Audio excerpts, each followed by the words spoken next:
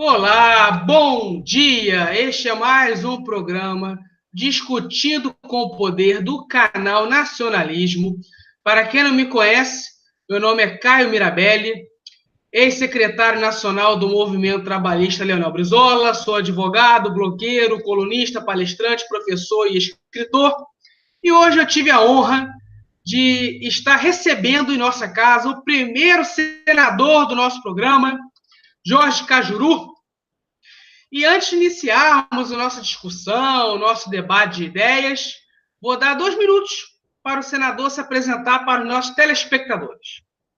Bom, antes de mais nada, bom dia, mundo, pela internet, no YouTube, neste programa que já me chama a atenção, Caio Mirabelli, pela sua ousadia, eu falo em relação a ti, pelo nome nacionalista, e agora eu não sabia, quando você falou o nome de Leonel Brizola, me emocionou, meu amigo pessoal, assim como o professor Darcy Ribeiro, a voz da educação deste Brasil, com quem eu tive o prazer de conviver, de bater longos papos, de jantarmos juntos, enfim, que alegria saber, já de início dessa nossa entrevista ao vivo aqui do Gabinete 16 do Senado Federal, no anexo 2, Teotônio Vilela, onde eu chego todo dia às 10 para as 7 da manhã, sou o primeiro a chegar e o último a sair, tenho, em média, 25 a 30 entrevistas por dia, mas essa aqui eu sei que vai ficar na minha história e vai ser prazerosa. Lembrando aos telespectadores que as perguntas podem ser enviadas diretamente pelo YouTube, por e-mail, Facebook, WhatsApp. Senador, a primeira pergunta é de Rafael Gomes, Salvador, Bahia. Rafael Gomes quer saber qual é a ideologia política do senador Jorge Cajuru. Rafael, meu querido, um abraço a toda a Bahia. Bem, eu nada mais sou do que um empregado público. Os tenho como meus únicos patrões. Odeio ser chamado de político, até porque eu sou antipolítico profissional, graças a Deus, e prazerosamente quase voluntário. Sou o único senador a ter registrado em cartório, e quem duvidar, entre no portal Transparência do Senado, qual foi o senador que menos gastou até hoje, nesses 40 e poucos dias de mandato. O nome meu está lá, Jorge Cajuru, porque eu sou o único que recuso todos os 19 privilégios e mordomias de senador aqui por respeito que tenho ao dinheiro público. Eu custo apenas 50% do meu salário, os demais 50% são doados documentalmente, transmitidos ao vivo para instituições sérias e reconhecidas no estado de Goiás, onde fui eleito por quase 1.600.000 votos, e da verba indenizatória, eu só aceito o aluguel do obrigatório escritório que o senador tem que ter no seu estado, na capital de Goiás,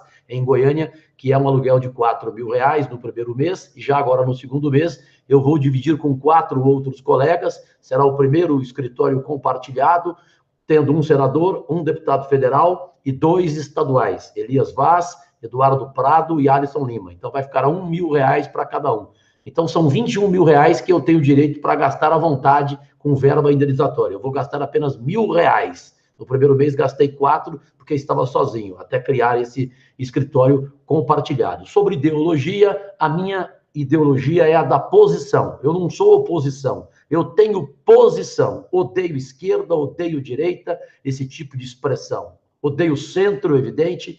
Eu tenho a minha posição. A minha posição, graças a Deus, é sempre de acordo com a maioria da população brasileira, com a qual eu me comunico pelas minhas 30 redes sociais, em enquetes em tempo real, com aplicativo que filtra as pessoas, que as fazem registrarem e se cadastrarem com título de eleitor e zona eleitoral, para que eu impeça os robôs e tenha uma confiabilidade maior naquilo que o brasileiro pensa sobre reforma da Previdência, sobre outros assuntos e sobre a primeira vez que eu usei esses recursos na internet, tendo a opinião da maioria da nação brasileira, na eleição presidencial, meu querido, eu mordido, Caio, você, Cajuru, lembra da bolacha, meu querido Caio Mirabelli.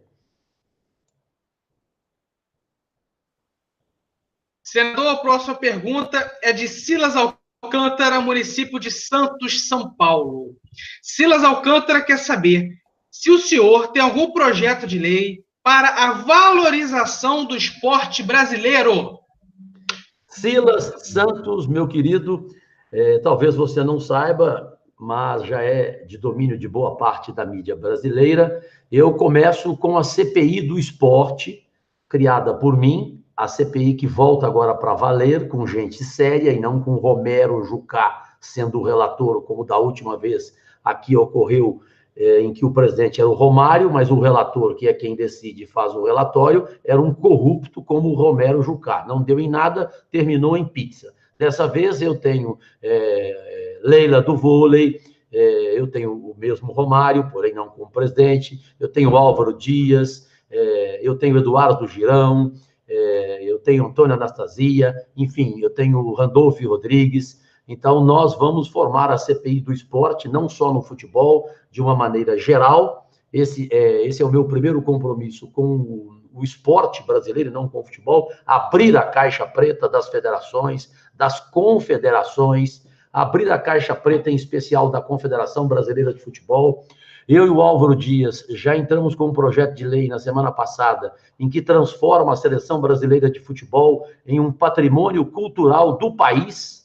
Ela não seria mais da CBF, a CBF continuaria existindo, porém prestando contas aos tribunais, aqui a Brasília, ela não ficaria dona da seleção brasileira como ela é hoje, sendo uma empresa privada, embora lá tudo seja na privada, literalmente, né? Então, esse é o meu primeiro compromisso. Depois, são compromissos com o esporte, especialmente nas questões de categorias de base, com os jovens, nos centros de treinamento. Também entrei com um requerimento para fiscalização mensal em todos os centros de treinamento do Brasil, para que nunca mais aconteça a tragédia do Ninho do Urubu e que os clubes de futebol sejam punidos com dinheiro para mexer em seus cofres, com multas pesadas, se caso aconteça de novo o mesmo fato do centro de treinamento do Bambu, o mesmo fato melancólico das mortes no centro de treinamento do Flamengo. Posteriormente, eu irei cuidar de alguns estádios de futebol que estão morrendo, como o meu Serra Dourada, em Goiânia, onde está fechado, não tem mais água, não tem vestiário, não tem gramado, não tem nada, e os 3 clubes de Goiás têm que jogar em estádios pequenos, um deles disputando a Série A como o Goiás. Excelente. A próxima pergunta é de Maria Alice, de Belo Horizonte, Minas Gerais. Maria Alice, de Belo Horizonte, Minas Gerais, quer saber se o senhor tem algum projeto de lei referente ao assalto mineral chamado nióbio.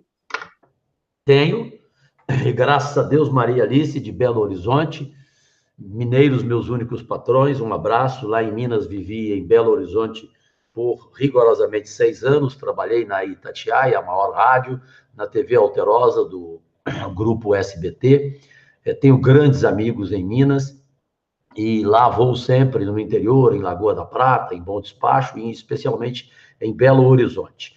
Nióbio é algo que o Brasil não tem noção do que representa, dos trilhões de reais que o país poderia ganhar através do nióbio, através do minério, através de algo limpo e não algo podre, como acontece hoje, onde os países do exterior compram o nióbio aqui no Brasil a preço de banana e vendem a preços bilionários lá fora do país. O nióbio no Brasil tem Minas Gerais, que é o estado da Maria Alice, como maior representante, como a maior receita do nióbio brasileiro, está exatamente em Minas Gerais. Goiás tem 3% na cidade de Catalão. Os 3% do nióbio em Catalão, Goiás, custeiam toda a educação de um país como o Canadá, para que se tenha uma ideia, então, da importância do nióbio.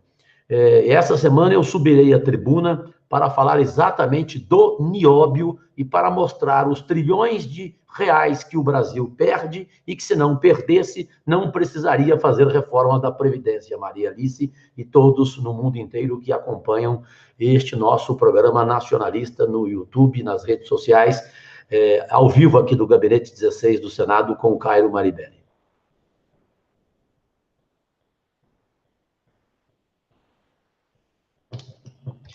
Excelente. Lembrando que o nióbio era muito defendido pelo falecido Enéas Carneiro, o saudoso Enéas Carneiro, exatamente, que naquela época já denunciava isso e foi muito sacaneado também por isso. Também por isso. Não tem. Aliás, no meu pronunciamento, que está aqui pronto, está aqui na minha mesa agora, eu fiz ontem, porque eu domingo trabalho também. Comigo não tem esse negócio de não trabalhar domingo, não.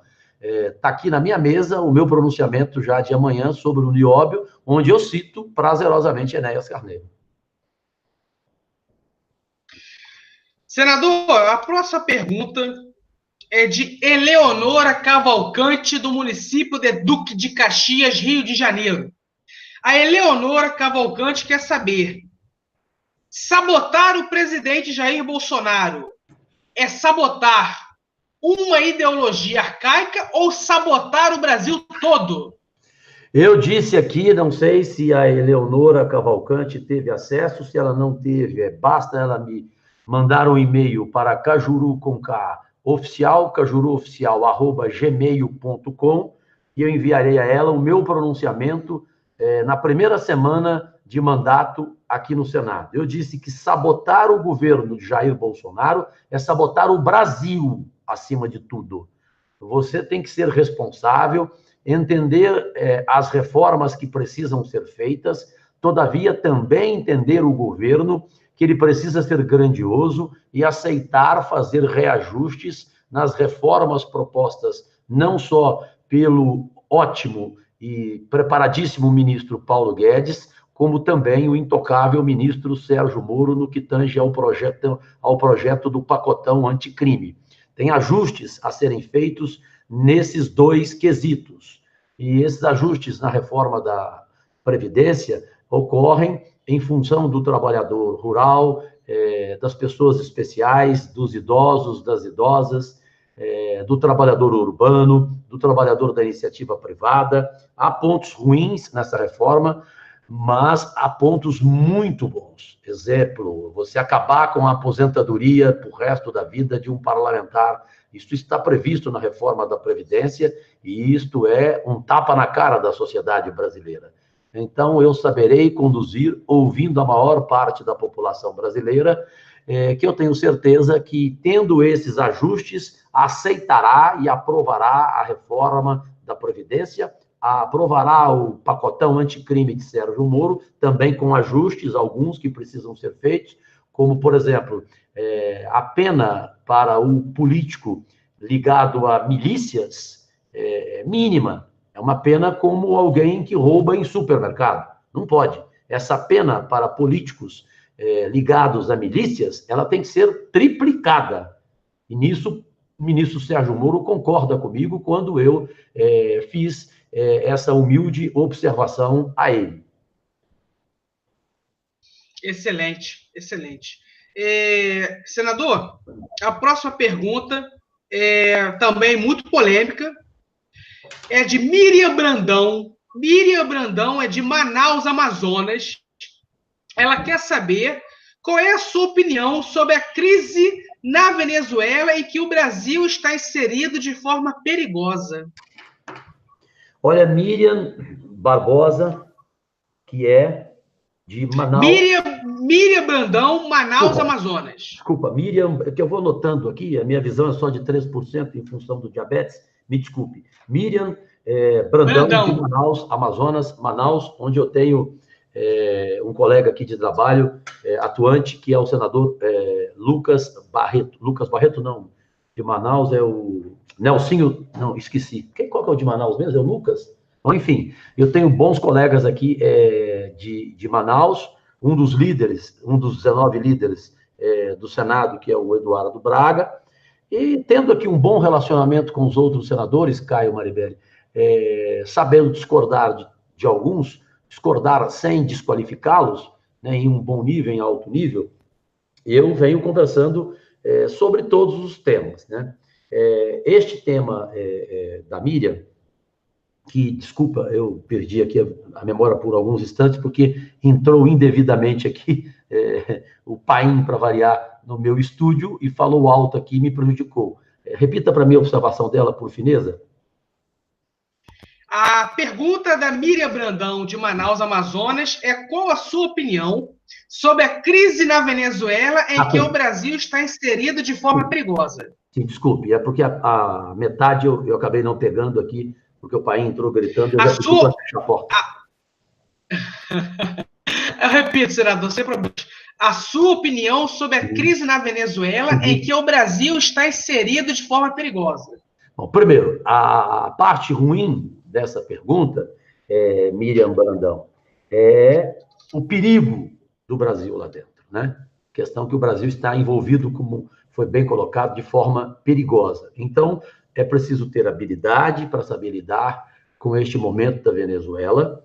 Para tal, você não precisa apoiar o Maduro, na minha opinião, né, que de Maduro não tem nada, é uma figura nefasta, é um ditador, não é um ser humano, a meu ver. Agora, o que importa para nós é o que vive o povo venezuelano. A gente, se não puder amar o próximo, pelo menos não vamos prejudicá-lo. Então, esse é um assunto internacional, de relação exterior, em que o governo Bolsonaro tem que saber lidar com ele, pensando no Brasil, nos riscos do Brasil, e também respeitando o povo venezuelano, que não tem nada a ver com a existência de um ser soez como este Maduro. Excelente. Senador, quando a gente vai para o final do programa, eu costumo ter uma tradição de fazer 3 últimos raciocínios, e depois da minha fundamentação sobre cada um desses raciocínios, o convidado dá seu parecer. O meu primeiro raciocínio, senador, é sobre a reforma da Previdência, que eu tenho uma posição já formada há um bom tempo. Inclusive, neste programa aqui, já debati com alguns políticos sobre esse tema específico. E o seu novo amigo carioca, ele é totalmente contra essa reforma da Previdência, porque ela arrecada muito. Ela tem 3 principais arrecadações, que é a contribuição previdenciária dos empregados, a contribuição sobre o lucro líquido dos empregadores, mais as receitas geradas pelos jogos da loteria esportiva. Além disso, ela tem uma função social fantástica, que não é somente pagar aposentadorias e pensões, é também alimentar o Sistema Único de Saúde. E a reforma da Previdência, ela é maligna porque ela ameaça de forma direta e indireta esses setores da aposentadorias e pensões e do SUS. Além disso, ela mesmo sendo violada por alguns casos de corrupção, pela famosa DRU, Desvinculação de Receitas da União, que tiram o dinheiro dela para pagar juros da dívida aos bancos. Aos caloteiros. Perfeito. E, além disso, ainda tem as sonegações das grandes empresas que não pagam as contribuições previdenciárias dos seus empregados. Então, ela superando, sendo saqueada por corrupção pela DRU e pela sonegação, ela continua superavitária e continua mantendo serviços essenciais à nação. Aí eu te pergunto, qual é o seu parecer sobre este assunto polêmico? Bem, primeiro, o carioca que você se refere é Vossa Excelência. Perfeito, eu mesmo. Contra a reforma da Previdência. Vamos lá. Olha que coincidência. Também pelo mesmo e-mail cajuruoficial@gmail.com eu te envio o meu pronunciamento da segunda semana de mandato, que é rigorosamente semelhante ao teu. Impressionante. E a gente nunca conversou sobre reforma da Previdência, é a primeira vez. Eu coloquei esses pontos todos e fiz um levantamento, Caio, Maribele, senhoras, senhores, jovens, meus únicos patrões. Eu fiz um levantamento com números oficiais e disse assim, Se eu estiver errado nesse número aqui, por favor, me ponham na cadeia. Como aquele pronunciamento que eu fiz dos super e criminosos privilégios da Suprema Corte, o Supremo Tribunal Federal, que provocou enorme repercussão no Brasil, onde tem todo tipo de auxílio, até auxílio funeral, e onde cada um dos 11 ministros tem direito a 222 funcionários. Isso é um desrespeito ao dinheiro público, que na verdade é um dinheiro do público. Quanto ao que você observou, eu apresentei os números. Vamos atacar os caloteiros da reforma da Previdência? Vamos. Aí dei os números. O maior deles é o Banco Itaú. Depois é o Banco Bradesco. Depois é o Santander. Depois é o Banco do Brasil. E o quinto é a Caixa Econômica Federal. O Brasil tem 5 em quase tudo, né? Em quase segmentos. São 5 bancos, 5 televisões, 5 não sei o quê. Então, são os 5 bancos maiores do país. Eles obtiveram lucro no último ano superior a 12 bilhões de reais. E os 5 juntos devem à reforma da Previdência, as dívidas, os débitos previdenciários desses 5 bancos, somam mais de 14 bilhões de reais. Então, nós vamos fazer o quê? Sacrificar a maior camada da população brasileira, a que recebe o criminoso salário de R$ 998, a colocar gente que passará a receber R$ 400, a fazer com que multidão se aposente através do óbito, né, que é a única forma de se apresentar, né, de se aposentar, ou se fosse um Raul Seixas, tivesse nascido 10 mil anos atrás, né? Desculpe a ironia. Então, você não ataca os caloteiros, você protege os caloteiros. Estamos diante de 2 opções, como escreveu o Josias de Souza brilhantemente na Folha de São Paulo. O Brasil é um país de fundos ou nós vamos optar pelo suicídio? Então, a minha opinião pessoal é esta. Só que eu prometi, registrei em cartório, antes de ser eleito senador por Goiás, que as principais pautas, os principais projetos, eles teriam aqui, no mandato de Jorge Cajuru, a participação da maior parte da população brasileira votando e deixando a sua opinião. E eu ficarei com a opinião daquele que votou em mim e da maioria dos brasileiros. Por isso que eu criei um aplicativo que impede os robôs, os bolsonaristas, impede pessoas que vão querer ficar dando opinião de forma partidária. Eu quero filtrar os meus seguidores, pedindo a eles que se cadastrem com título eleitor, com zona eleitoral, para eu saber quem é cada um, e aí vou escolher uma seleção deles em todo o país, para a gente ter uma opinião, não que eu vou fazer com que eles tenham a mesma opinião minha, de forma alguma. Tanto que na eleição presidencial, o meu voto era para o senador Regufe. Na pesquisa das minhas 30 redes sociais em enquete ao vivo em tempo real, ganhou o Davi Alcolumbre. Agora, as pessoas precisam entender melhor a reforma da Previdência que está sendo proposta. Esta aí, que está sendo proposta, na minha opinião, não pode passar. Essa de forma alguma. E se o Brasil tivesse a coragem, na classe política, Caio Maribeli, de cortar na própria carne os 3 trilhões que o Executivo custa, os 3 bilhões que o Senado Federal custa, só de privilégios, só de custos, só de gastos, né? Se as câmaras municipais, se as assembleias legislativas, se as prefeituras, se os governadores gastassem 50% e toda a classe política aceitasse cortar na própria carne 50% do que ela gasta, a gente não precisaria de uma reforma previdenciária dessa, em que protege fundamentalmente os caloteiros. Vossa Excelência tem toda a razão.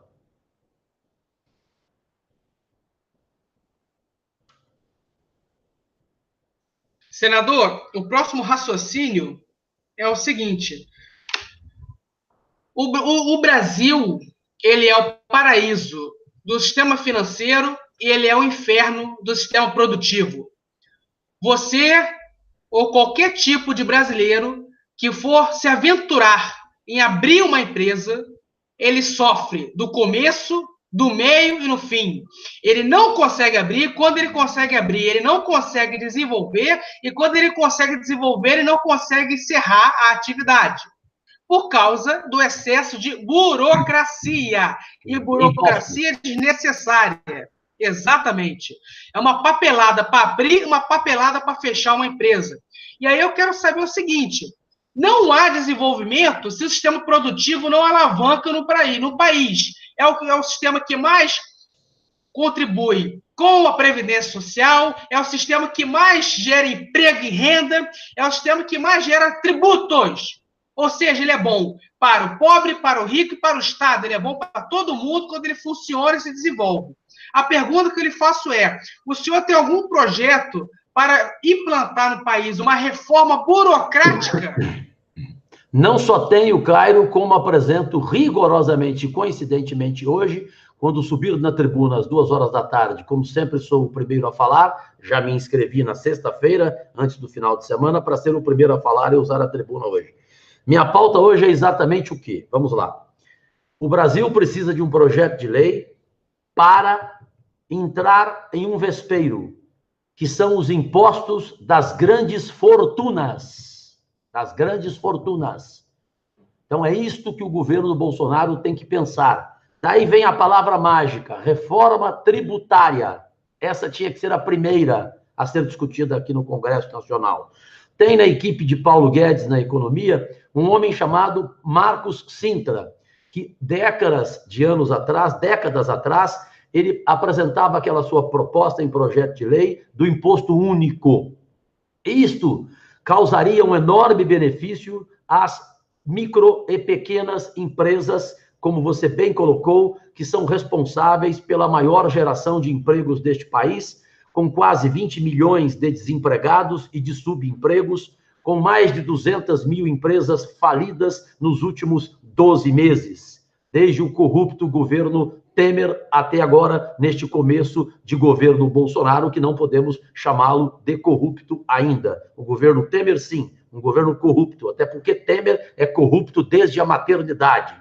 Então, o desrespeito com as pequenas empresas é algo que tem que ser combatido aqui, entrar nessa ferida. Hoje, o meu pronunciamento você pode ver na TV Senado, todos e todas que estão nos vendo agora pelo YouTube, no mundo inteiro e no Brasil em especial, neste programa nacionalista, vão ver o que eu vou falar, da forma que eu vou entrar nesse assunto, porque penso exatamente como você, e enquanto não houver essa mudança no Brasil, essa reforma tributária, esse respeito às pequenas e médias empresas deste país, nós não vamos chegar a lugar nenhum e continuaremos sendo um país dos ricos, dos caloteiros, dos beneficiados, dos apaniguados, dos intocáveis, e não um país de todos aqueles que realmente trabalham e que realmente produzem.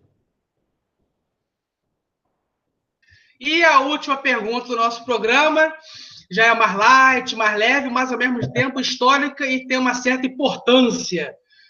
Me defina em uma frase Leonel de Moura Brizola.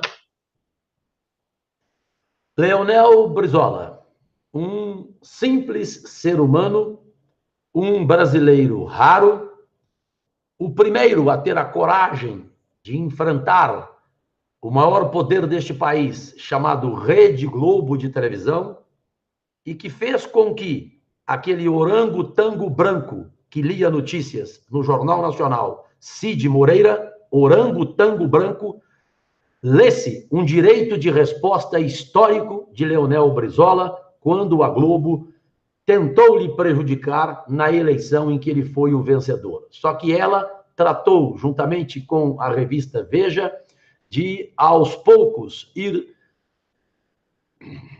Eu fico emocionado, desculpe, falar de Leonel Brizola.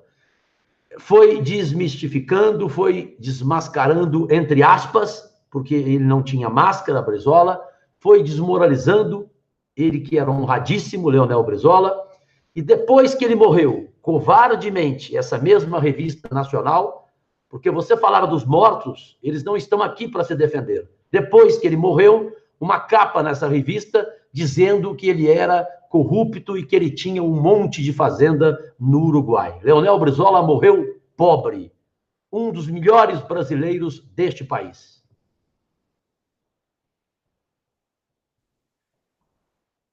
Eu uso o lenço Maragato nesse programa de propósito, em homenagem a ele. Eu sei.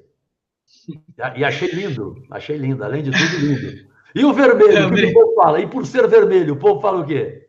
Porque tem gente que não lembra do Brizola, vai dizer, Olha, que coisa esquisita. aqui no Rio eu sofro um bullying por causa do lenço vermelho, né? Bullying por causa do lenço vermelho, né? Acho que me chamam de gaúcho, outros me chamam de outra coisa. Aí até explicar que é homenagem ao Brizola.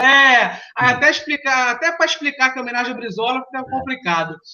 Mas senador. Eu entendi na hora que era em homenagem ao Brizola, até porque já sei da tua simpatia a essa reserva moral. Sem dúvida, sem dúvida. Chegamos ao fim e agora vou te dar 2 minutos para se despedir dos nossos telespectadores. Pode ser com um poema? Fique à vontade, abra seu coração. Tá, vou abrir porque vivemos um momento de ódio nesse país, nesse mundo, um mundo cada vez mais inculto, um mundo cada vez mais vazio, onde as pessoas precisam aprender a fazer o bem, só o bem, precisam ter um pouco mais de Deus próximo, dizer, Senhor, sou o seu, salva-nos, terminarmos definitivamente com essa bobagem do ódio, pensarmos mais no amor, lembrarmos de William Shakespeare, que dizia que toda vez que você encontra uma pessoa que você gosta, que você ama, você deve dizer a ela, eu te amo, até porque pode ser a última vez que você a vê, como lembrava Shakespeare. O poema é simples, é de Neruda. A vida é um empréstimo de ossos. Ninguém leva nada de seu. O belo foi aprender a não se saciar nem pela alegria e nem pela tristeza. Mas deixo firmado aqui que meti a colher até o cotovelo numa adversidade que não era minha, no padecimento dos outros. Jorge Cajuru não é senador, é um simples ser humano que se preocupa com o próximo. Senador, que lindo poema. Te agradeço sua participação no programa aqui. Já deixo o convite para o senhor, no mês que vem, voltar aqui para falarmos de outros assuntos do governo. Tá? Já estava o convite antecipado aqui. Agradeço aos telespectadores pelas perguntas inteligentes e que todos tenham um excelente dia. Abraços fraternais. Eu que lhe agradeço, Cairo Maribelli, pelo seu programa, pela sua imensa audiência, pela sua ousadia de falar com independência, de falar com propriedade, de falar com isenção e de abrir espaço para quaisquer cidadãos, pensando como eles pensarem e tendo o direito imortal das palavras de Voltaire. Eu posso não concordar com nenhuma das palavras que você vai dizer, mas as defenderei até a morte. Boa semana, saúde, Brasil, paz e Deus sempre em seus corações. Façam um bem, não custa nada.